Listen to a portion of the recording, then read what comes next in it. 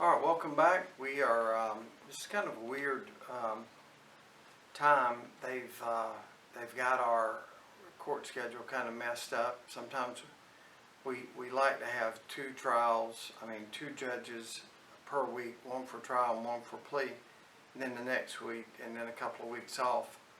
But this time it's like one judge this week, two judges next week. It's really helter-skelter, but we're back in court today. We're starting a murder trial, and I'll be back to let you know how that went Monday of next week.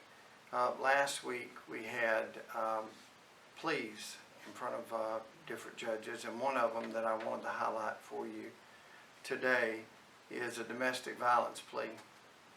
You know, I tell you all the time that you're pretty safe in our area as long as you are living your life and not going around buying drugs or selling drugs.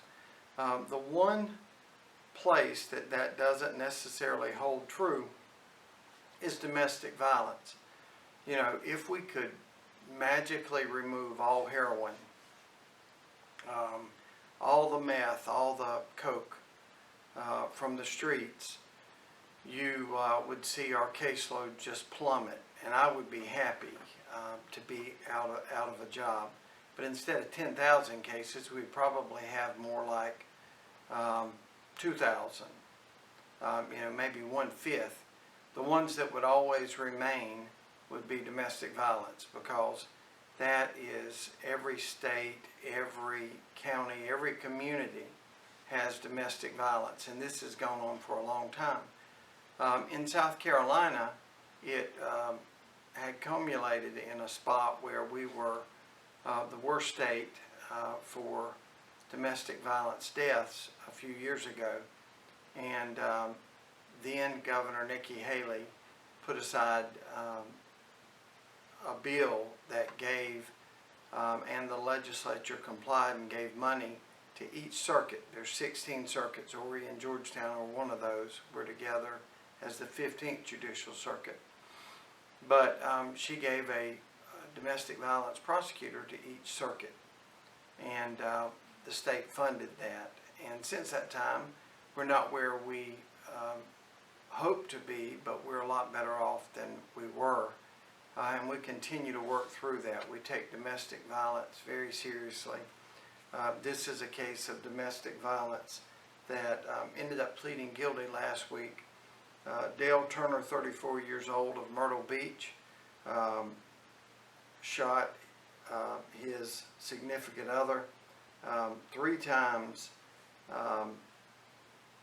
and she lived. Thank goodness the victim in that case lived. I'm not going to give her name, but she lived. Her child was in the car. He was charged with attempted murder. This really was a domestic violence type case. We could have done domestic violence high and aggravated, but that carries only 20 years, whereas attempted murder carries up to 30. He ended up pleading guilty in front of Judge Nettles, and he received a sentence of 23 years in prison. As I always try to tell you, he will have, as a non-parole offense, and he will have to serve at least 85% of that sentence before he is eligible for parole. So 18, 19 years out of the 23 years.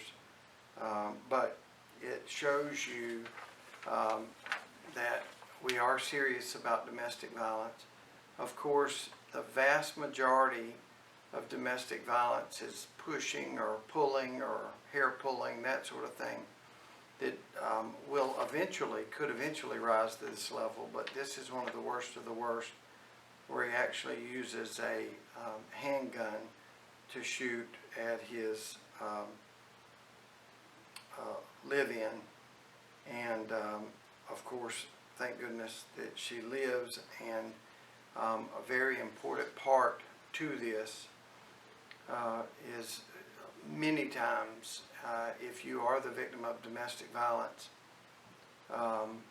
there is a urban legend out there, or a myth, that I don't have to testify. I don't have to come in. I don't have to help with the police. I just have to give my report. Unfortunately, in the criminal justice system, you've got a right to face your accusers as the defendant.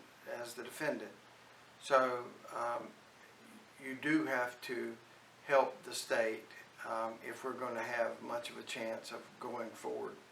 In this case, she did. She was picked up the phone every time we called her. She came in every time we asked her to in preparation for trial.